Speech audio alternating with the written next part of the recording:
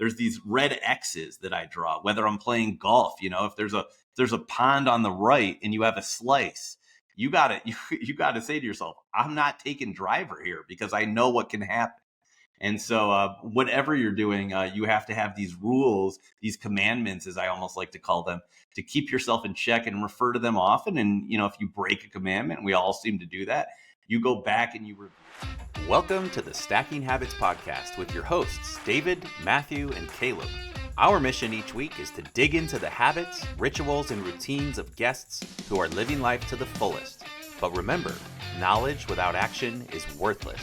So be sure to take what you hear and put it into practice. Turn these words into works in your own life. Without further ado, let's dive in.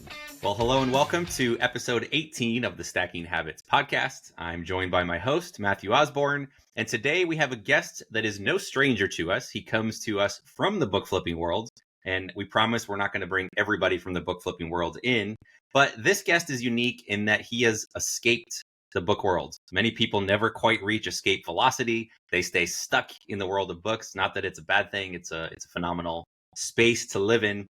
But our guest today is Zack Price. Zack, hello. I know you're originally from Chicago, but I don't know where you live anymore. Is it Vegas or Denver? So originally from Cleveland, lived in Chicago for many, many, many years. And I am currently residing in Denver, Colorado. Although I was just in Vegas and got back last night from the Super Bowl. And you were also at the national championship game to see Michigan win. You're a Michigan alum, correct?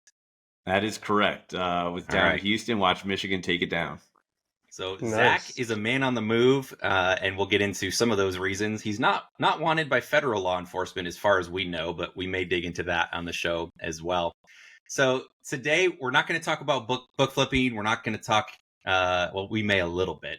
But one of the things we want to dive into is Zack is an expert. His whole life revolves around the concept of gambling or risky. So taking risks. And risk is something that's interesting. I suppose before we dive into all of this, Zack, how would you define risk? Let's put a definition on it for our listeners so that we can kind of all come at this from the same perspective. I mean, I would say risk is just basically there's an element of uncertainty in an outcome. And so you have to weigh that uncertainty and sort of place a bet. In other words, like a wager expresses your opinion on something. And if there's a level or degree of certainty or uncertainty is how much you want to make a bet on that outcome. Perfect. This reminds me, I tried to explain to my girls, I've got 4 girls under the age of 12, well, actually 5 now. And I tried to set it up and teach them gambling and taking risks on a coin flip. And I gave them each $100, said this is my money at the end of the day, but if you earn some money on this, then we can see what happens. And I tried to explain to them that the odds of flipping heads versus tails is 50-50.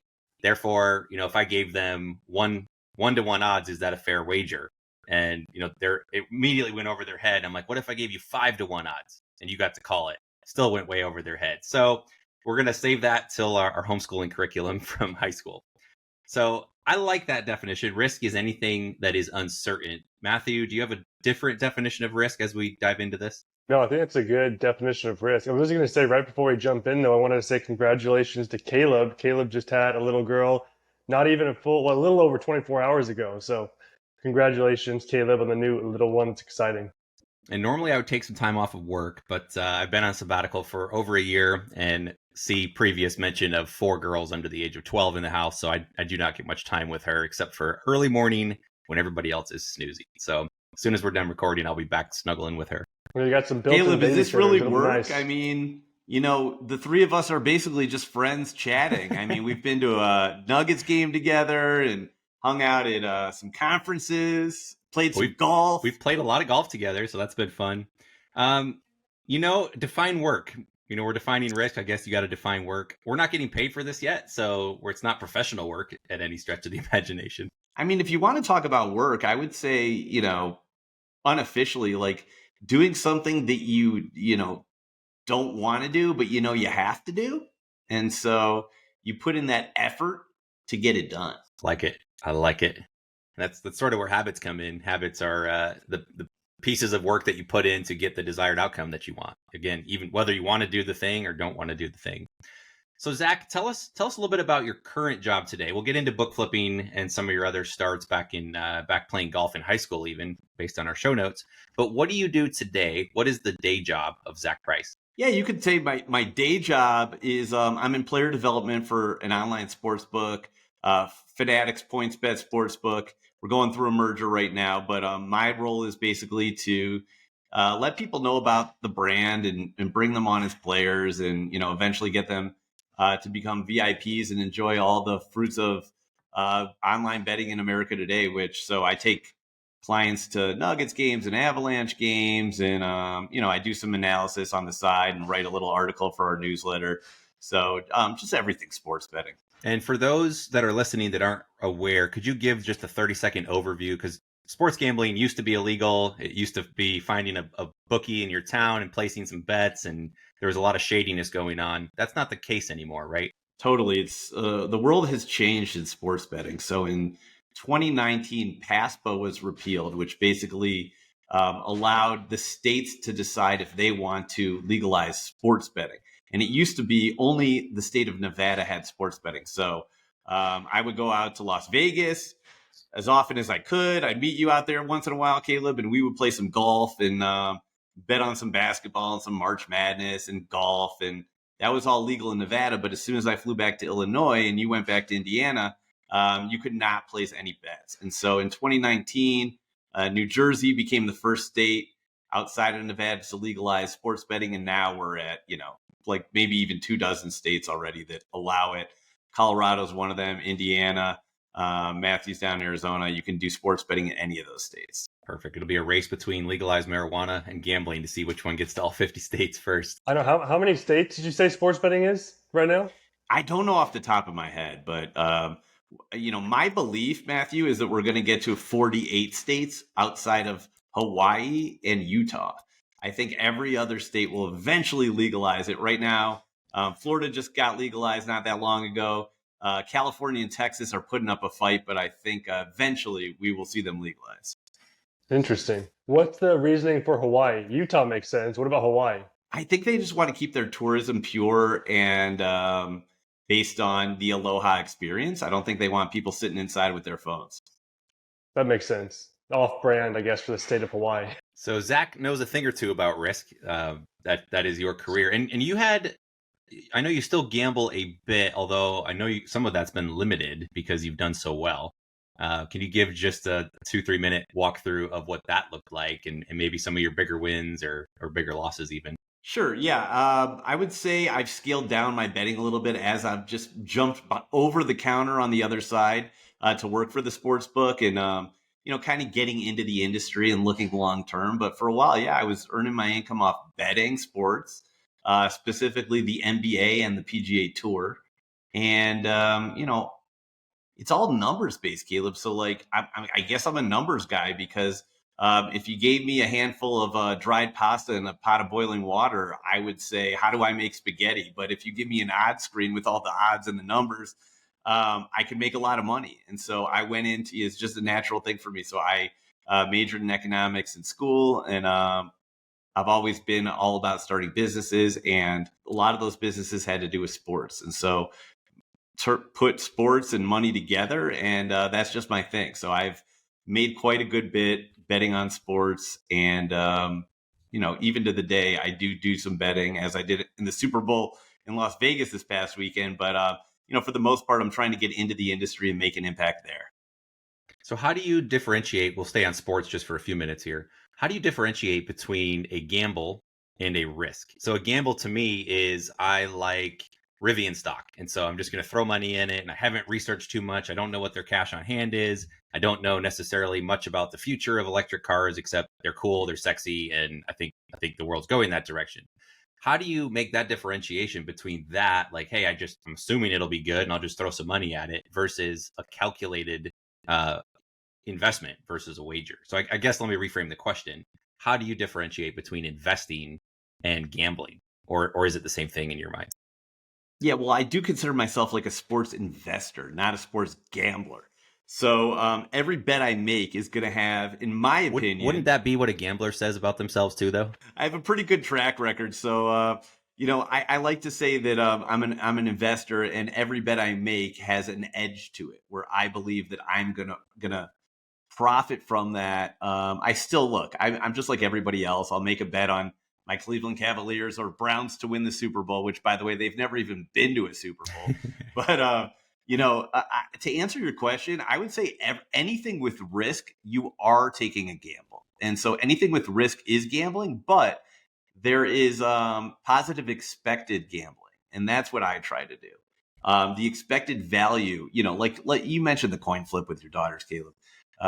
Coin flip is a 50-50 proposition. If you gave me, a 52% payout on heads or tails, I'm still taking a risk. That next flip could be anything. I don't want to put my entire bankroll on that next flip, even though I would be getting an edge. But I would make that bet every single time for a certain amount of money, because I would have the edge. If you flipped a coin 1,000 times and you gave me 52% on a win and 48% on a loss, I'm going to make money over time.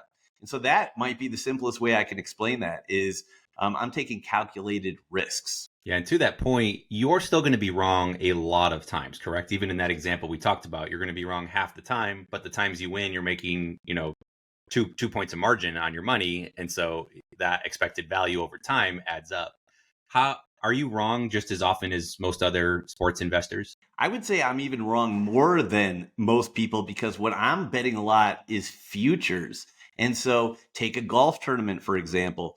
Take the Masters, which I've had a very good track record of turning a profit on many, many years in a row. The lowest odds on a golfer to win the Masters, let's call it Jon Rahm, the defending champion, might be 10-1. So his odds of winning are 1 in 10. And so if I bet Jon Rahm, I'm going to be wrong, by the math, 9 times out of 10. And so again, it's all based on the odds. And, your level of certainty just has to be better than the actual odds given. So if I'm and I like to bet long shots at the Masters as well. I won on Hideki Matsuyama a few years ago at 62-1. So I'm going to be wrong more than I am right when I'm betting futures. I bet NBA futures and even the NFL futures. I had Kansas City at 10-1 just to win the Super Bowl, and they won. And so that one I hit, but I also bet on a couple other teams and they didn't win. So I might have gone 1 win and 5 losses on the NFL futures, but I ended up turning a profit. Well, I think there's a really good life principle in that as well, is you're going to be wrong a lot. Even looking at the businesses that Matthew and I have started, we've failed a lot of time. We've failed more than we've succeeded. The trick is the times we've succeeded, we've massively succeeded. And those runaway wins sort of balance the ship and everything kind of works out. So you already mentioned position sizing, meaning if you think you're going to be right, you don't put 100% of your money on one bet, because all it takes is one wrong coin flip and you're out of luck and you're out of money and you're back on the street or, going to get a real job. So you talked about understanding a little bit of an edge. I think most listeners would think through their work environment or flipping, for example, because that's what a lot of our listeners do. And it's pretty easy to go, yeah, I'm going to buy these books, buy this copy of Atomic Habits and flip it. And the odds of it selling are pretty high because it's got it's usually top 10 sales rank on Amazon. Now, there's not 100% chance that it sells, but if you list it appropriately, there's probably a 99+% chance that it sells. Let's shift gears and talk through when it comes to working or dating or any other broad category. Given the expected value is up a little bit, if you can flip something 1,000 times, that's great. But in life, we don't usually get 1,000 chances at dating unless you're, a massive player, just enjoy going out on Tinder dates. You don't usually get 1,000 cracks at a career. So how do you then make calculated decisions about making the next step? Let's sort of poke at that concept a bit. I would say just to start small and wide, learn, build experience, get some data and build some confidence in what you are searching for. So in the arena of, say, book flipping, you're going to want to start by, and I know we talk about this, Caleb, like you're going to start by scanning the books on your bookshelf in your house, your brother's book or your own books, your books from school and your childhood, and see, with no risk, what's worth money and try to sell those. Then maybe you're going to want to venture out into a thrift store or a library sale where they're $1 or $2 a book. And again, we're looking to make $5, $10, $50 on these books. So it's just like buying futures in a golf tournament where you're spending $1 and you're trying to turn it into $5. That's a 500% return. You can have a couple of duds in there. You can miss on a few and still turn a profit. And all the while you're learning, okay, why did that golfer win the tournament? Oh, he has a good course history there. Or, he hits the ball right to left and at Augusta, that's going to help him. With the book, you kind of learn, oh, nonfiction books are better.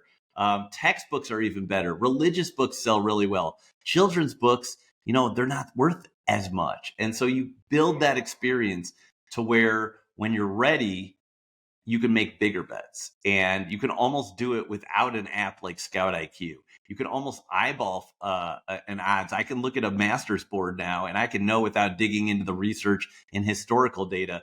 Oh, that guy, that's a great price on Scotty Scheffler. I need to fire, and I need to fire big right now. And so I would say that is how you start, small and wide, and then you kind of like you build that experience. You get the data to the point where you have such confidence in what you're doing, when to make a bet. And that will apply to job searching. That will apply to dating.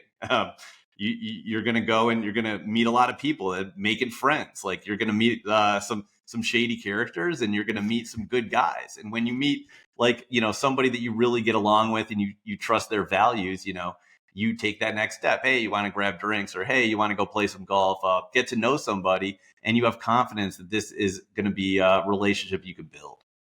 So let's break that into a couple bite-sized steps. I think the first part is simply start small. So when it comes to, let's say you want to learn to flip books and you have a day job, we're not advocating quitting your day job right now and jumping headfirst just because you saw some guru on the internet that's making it work, right? You got to test it out for yourself. So start small.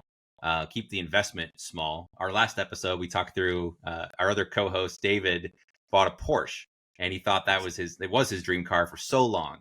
And we talked through it. The oil changes are expensive. The maintenance is there. He lives downtown Denver, takes the train, rides his bike. So he doesn't really use it as much as he thought he would. And, he's actually considering selling that Porsche now because it didn't, it's not making him as happy as the costs seem to be, justified. And so it's one of those things is, could he have started smaller? And we talked through that. Could he have rented one? Could he have talked to more owners before just jumping in and saying, hey, this is my dream thing and I'm going to do it? And I think with most things that we're talking about, especially careers, is you can start on the side. That's why we call them side hustles. And that's a great way to start small. What other principles come to mind? So start small. Don't put all your eggs in one basket. You don't have to make a huge leap. You can kind of slowly start and prove to yourself that you can do it as you go. What other principles kind of come to mind as you're thinking through risk? Real fast, on that same vein of what you were talking about, I'm curious specifically when it comes to sports betting, do you have hard and fast rules you set for yourself that you will not break under any circumstances? For example, I will never put more than 10% of my funds on one specific bet. Do you have those rules set up for you that you abide by?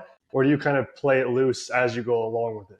Absolutely do I have rules. I call them my commandments. And I wrote it down like on a little memo pad, and I refer to them often. I'll post it on the wall, and it's just like, where I've failed in my betting, habits that I might get into that are negative, areas that I want to stay away from, but that are so easy to fall into.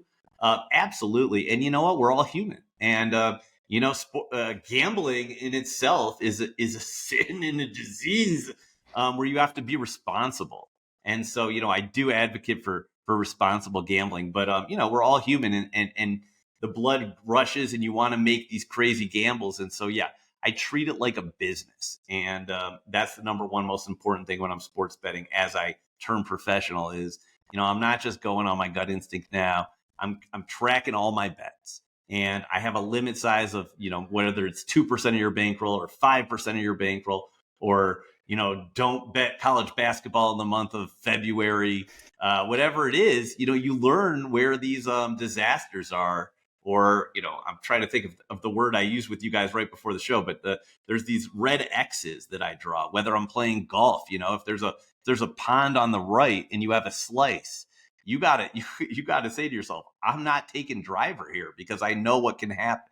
And so whatever you're doing, you have to have these rules, these commandments, as I almost like to call them, to keep yourself in check and refer to them often. And, if you break a commandment, we all seem to do that, you go back and you review. I like that. I really like that. What other commandments do you have? Oh man, I wish I had them in front. Some might be like, like in college basketball, like I joked a few minutes ago, like I don't want to bet on college basketball after a certain date because the market sort of solidifies, and I'm no smarter than the bookmakers when it comes to college basketball.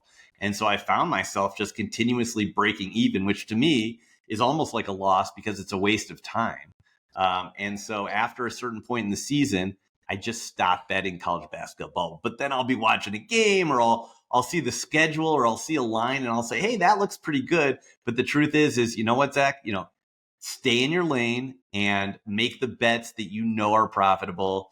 And I got to keep reminding myself that on any front. And so that would be like an example of a commandment I have that I need to specifically be strict in following. Wait till March Madness. And have your commandments all come at the result or expense of a mistake you've made? Absolutely. A mistake I've made, or just like, things that I know will take me to a place of negative expected value, but usually it's trial and error. No one gives you the playbook to be a professional sports bettor. You guys put out tools to be a book flipper, but you got to get out there and you have to make mistakes. You have to feel that pain. You have to, do an e-flip where you're buying a textbook for $50 and then you realize the textbook season just ended and they're coming out with a new edition and your book isn't worth anything anymore. Until you do that, you're going to take these risks and calculated gambles and you're going to make a mistake. And so the best way to create your own commandments is, aside from watching all the videos and listening to all the podcasts, is to get out there and take some chances, make those mistakes, look at the data and say, oh yeah, I never want to do that again. Yeah, I think a big part of that is not putting the eggs in one basket. I'll share just a quick story. I talked to a lot of Amazon sellers that find great products to flip. And, unlike books where you're finding typically one-off of an individual title, those that do wholesale can go out and buy thousands of units of something. And a lot of these things will sell thousands of units a day. And so it's not uncommon to go out, spend $50,000 or $100,000 on a product and realistically expect to sell it out and get your money back and some profit in as little as 4 to 6 weeks.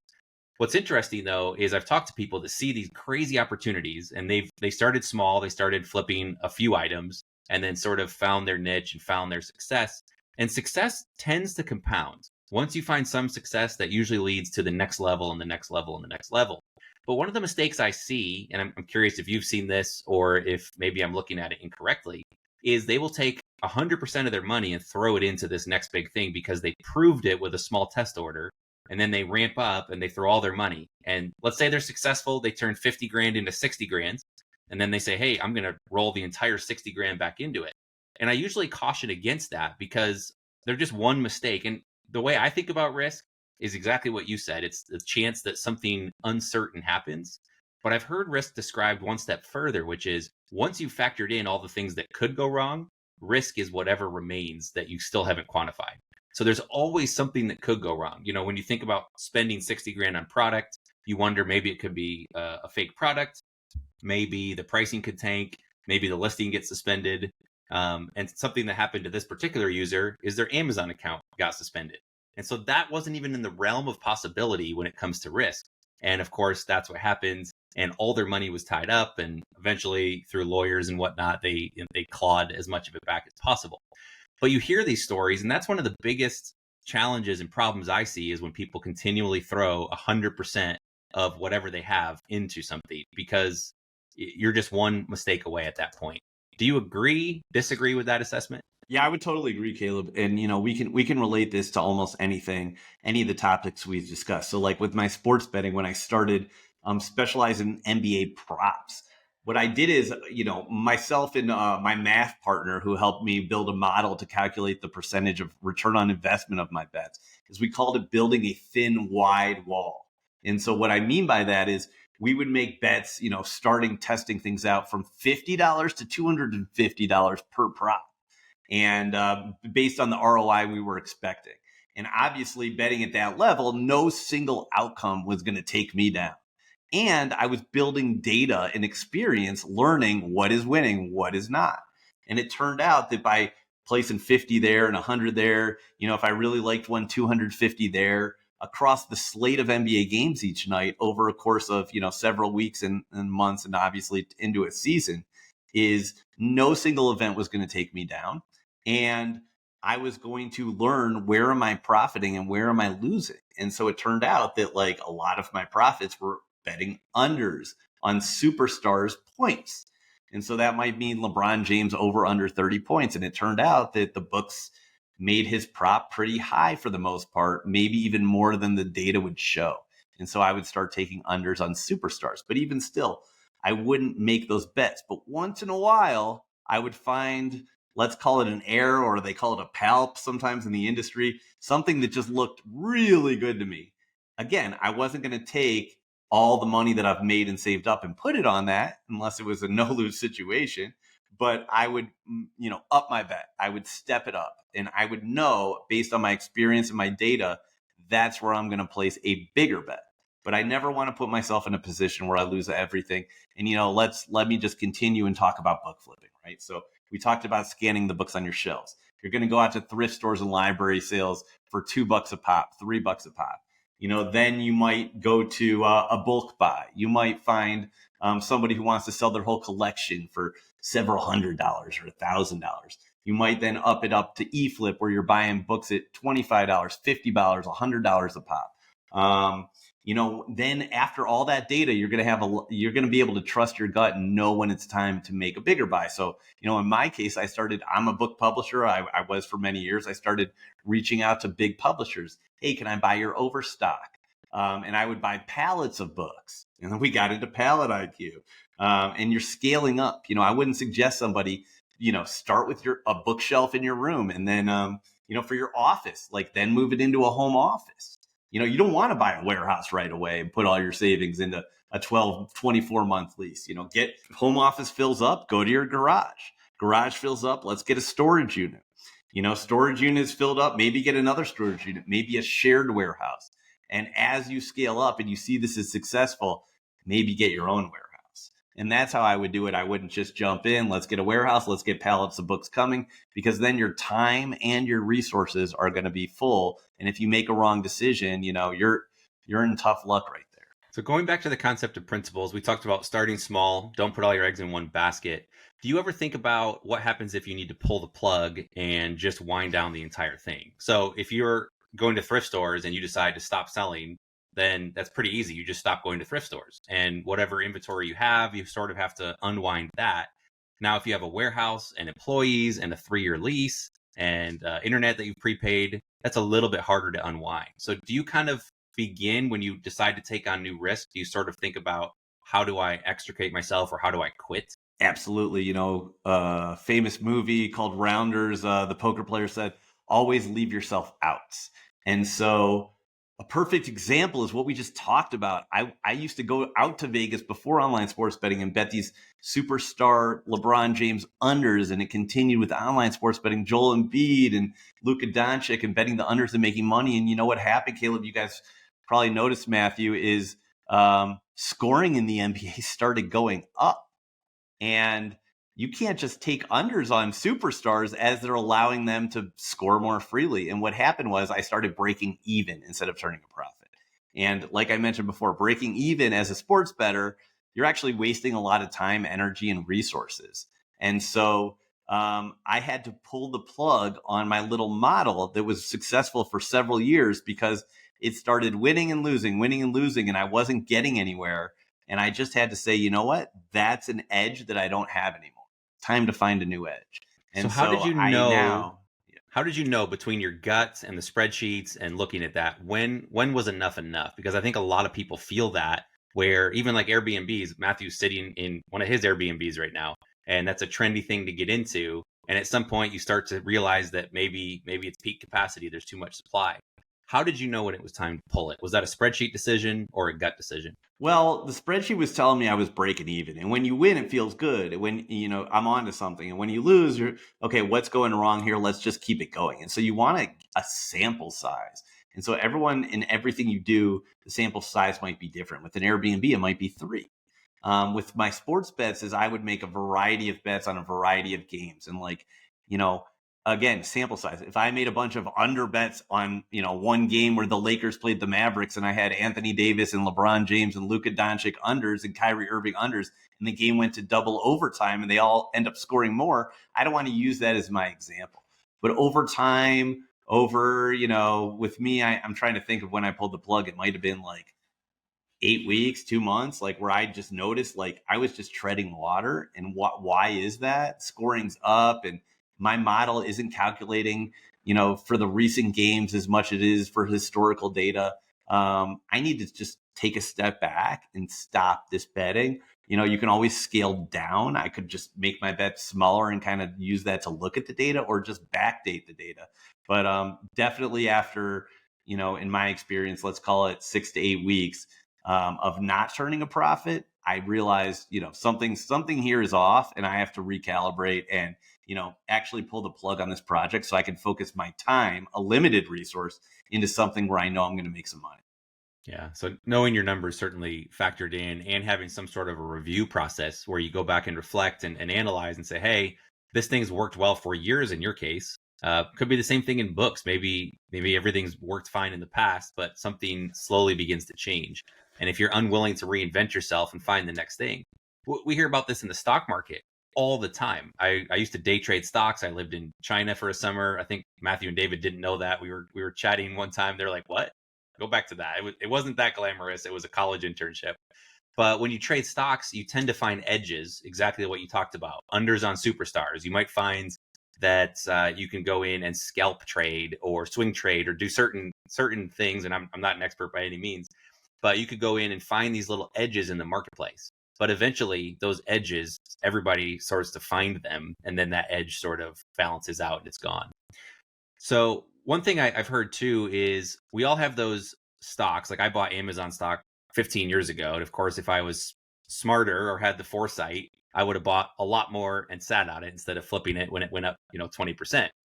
How do you evaluate some of those? Because I think everybody's had those opportunities where they saw an opportunity and either made a really small bet or didn't bet at all. It could be like Bitcoin. If you heard about Bitcoin in 2013 or 14 or whenever it first came out, and you're like, man, if I just put $10 on it back then, look at me now.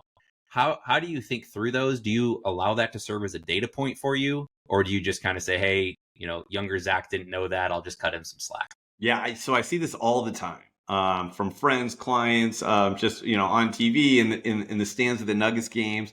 Is people say, "Oh man, I knew Jokic was going to have a triple double. Why didn't I bet it? I missed that one." And the truth is that again, over time, building the experience in the data, you're never going to have all the answers. But what you have to do is trust your instinct and trust your gut. And so it sounds so simple and it sounds cliche, but I've learned in my later years, as my beard got a couple gray hairs in it, that I have to trust my gut, because now when I see an opportunity, I know I have to place a bet. And that is in life, and that is in sports, and that's book buying, whatever it is. It doesn't have to be a big bet. If you put a little bit of money of Bitcoin in the right time and just say, you know what, I got a feeling about this. I have a feeling this is going to be big. You don't have to put your life savings on it. Put something you're comfortable with so that you won't say, oh man, I can't believe I didn't do that. And so you can always buy in like sort of like a pyramid scale, starting with the tip of the pyramid. Put a little bit in and then scale up, start building that pyramid out to where, you do make a bigger bet when you do feel comfortable. And so again, thin, wide wall. Like if you have a gut feeling about something, put a little scratch on it and reap the rewards. And if you're wrong, you're fine.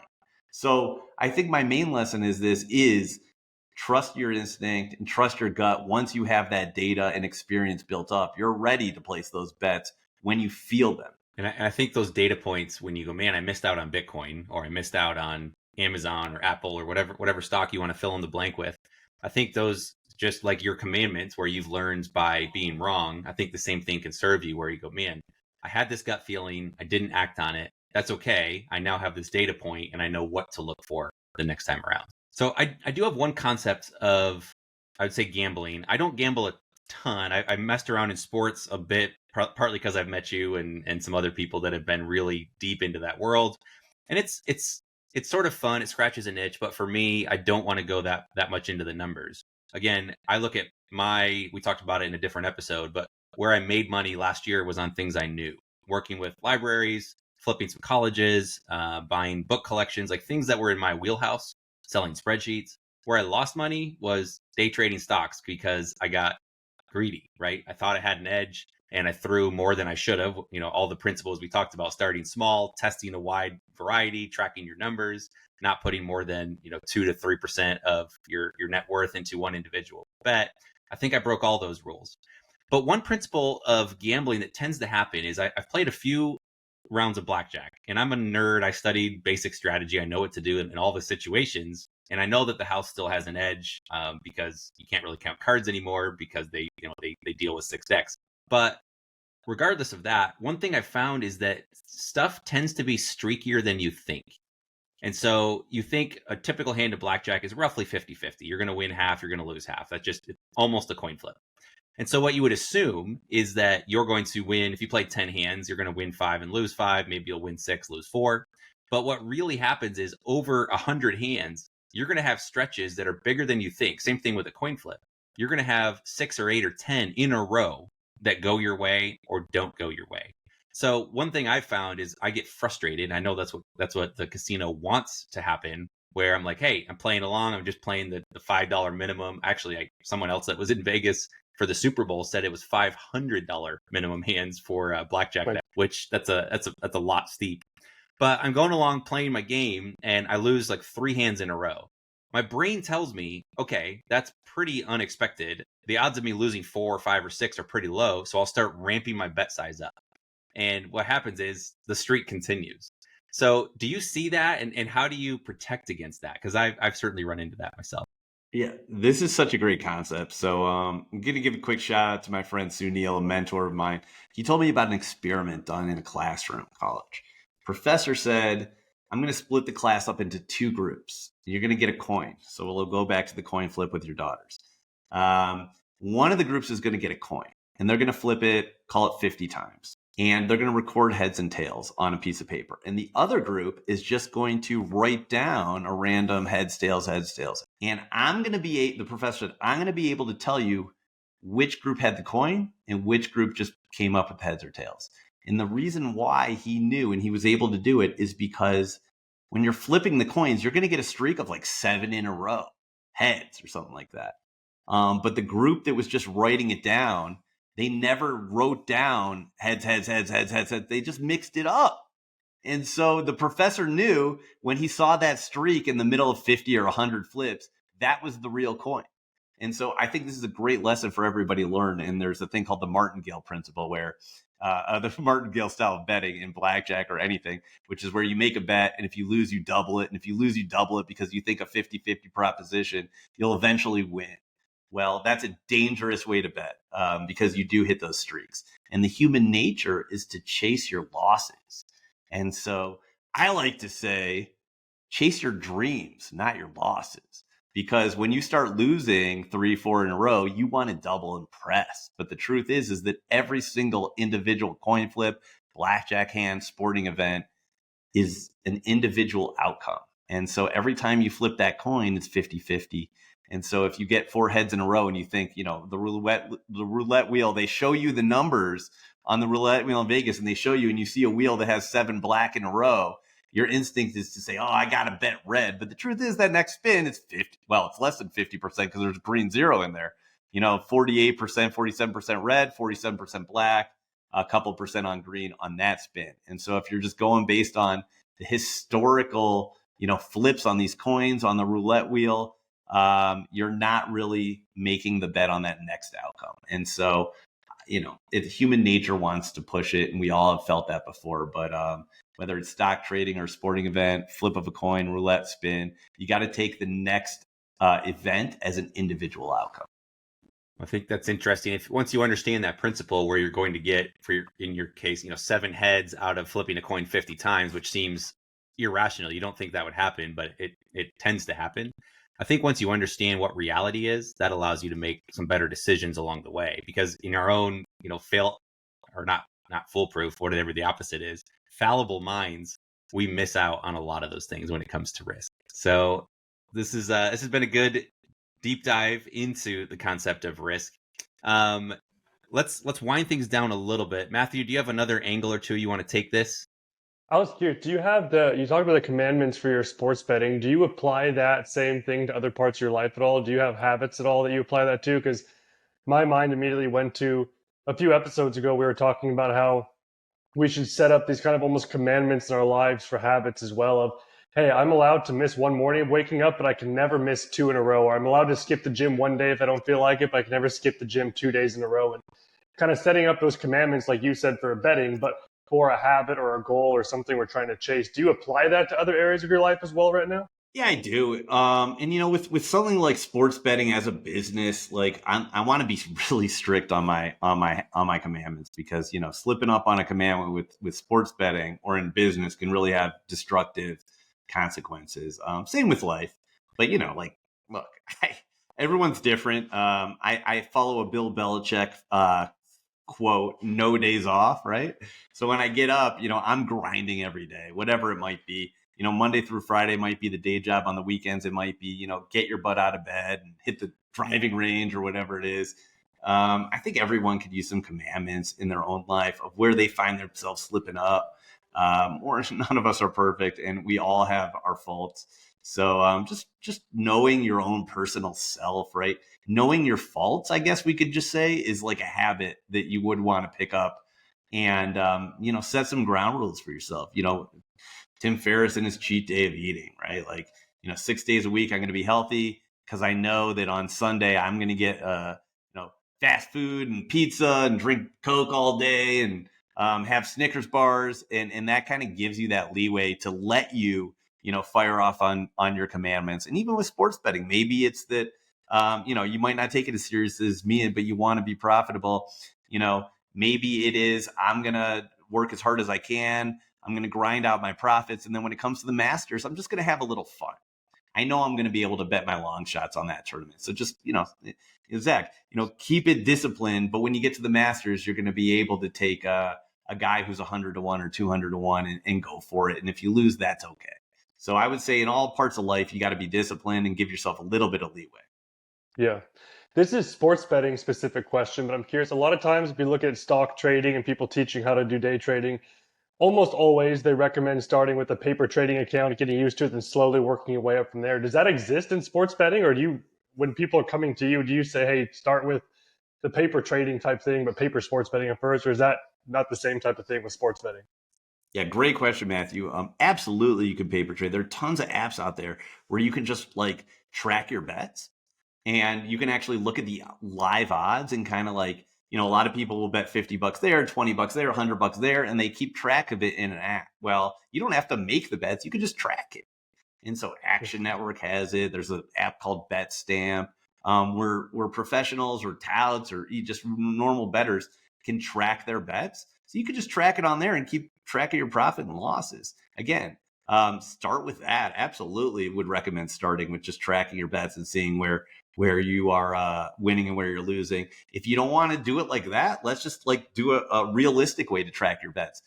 Get yourself the Fanatics Sportsbook app or the PointsBet Sportsbook app and make $1 bets, like just a way to track it. Because then you can kind of see in the app with real odds how you're doing without risking anything really. And you can see if your account balance is going up, if it's going down, where you're finding success, where you're not. You can take some chances in some areas you might not want to, but you could absolutely track your bets on paper in an app with ease. There's so many tools out there to do this. Yeah, it's good to know. That's a good question. For me, and again, it's kind of one of my commandments. And Matthew, I think you've read it as well, but 12 Rules for Life by Jordan Peterson.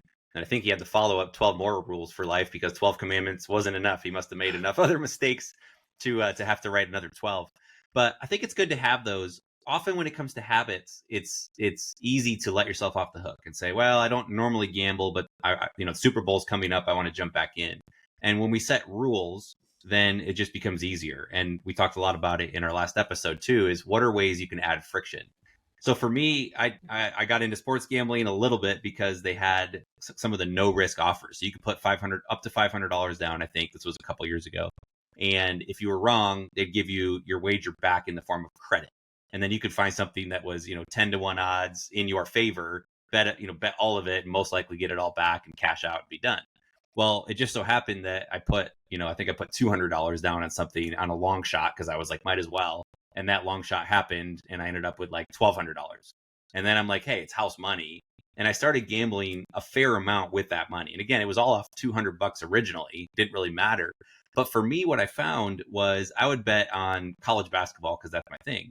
And I'd be betting on spreads. And so a game would come down to the end, like I'd be watching Michigan basketball. Michigan's up 8, and the game is out of question. There's like 14 seconds left, but I need it to get to 8.5.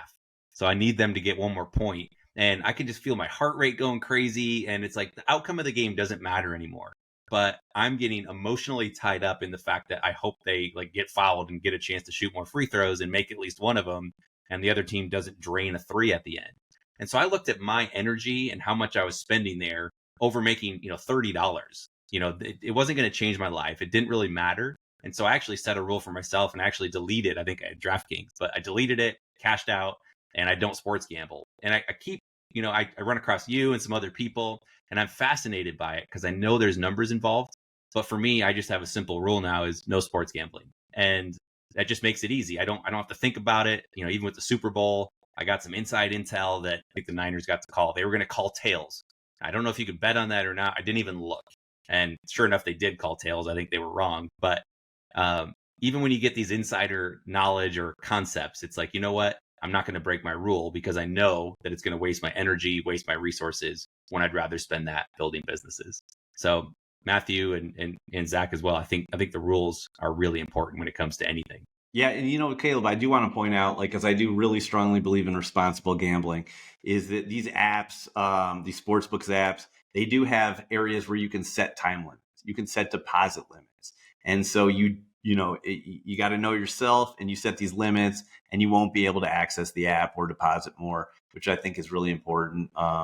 It's just like fantasy football, like you're rooting for a guy to get an extra yard, even though the game's out of hand. But yeah, I do think that's really important to know your limits and to put up roadblocks. Hey, look, I'm listening to the Stacking Habits podcast. I heard a couple episodes ago, a guy wants to hit the gym the next morning. He's going to lay his clothes out in the middle of the room, so he has to step over the gym clothes, to the fridge. Kind of like a little guilt trip of like, yeah, this is something I got to do. So setting roadblocks, setting barriers or little incentives or like guilt trips, as you might want to call them, to get yourself to where you want to go, I think is very important, because we're not perfect, and human tendencies, can lead us into difficult situations. So I think it's very important. Perfect. Well, as we wind things down, Zach, is there anything, because you've been doing this for how long? About 20 years now in the sports gambling world? I've been betting sports pretty profitably, I would say, since about 2001. So yeah, about 23 years coming up on the Masters this year. Wow. Tiger Woods' Tiger Slam in 2001 was when I first started realizing I have a knack for this. So I have been doing it for a while. I would say, again, like stress responsible gambling, and just have fun with it. Pick a sport you like. Caleb, maybe it's you with golf or college basketball, and just have some fun with it. Set your limits.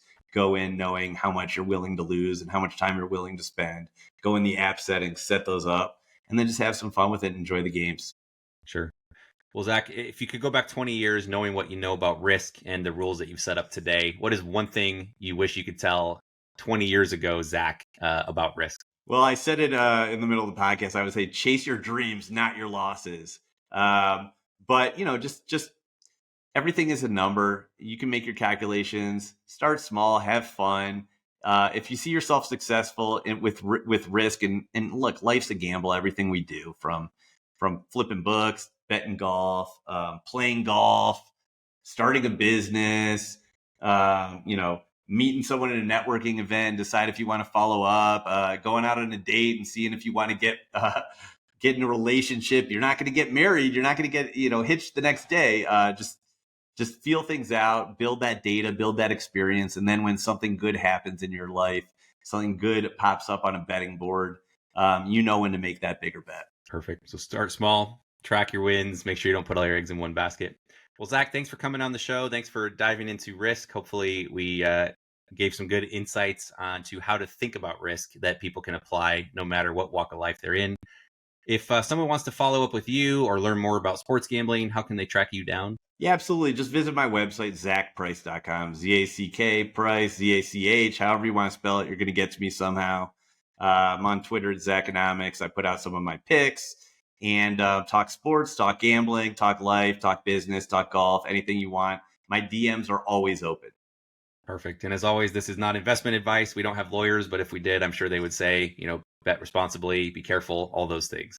So with that, we will wind things down. Thanks for being here, Zach, and we will catch everybody next week.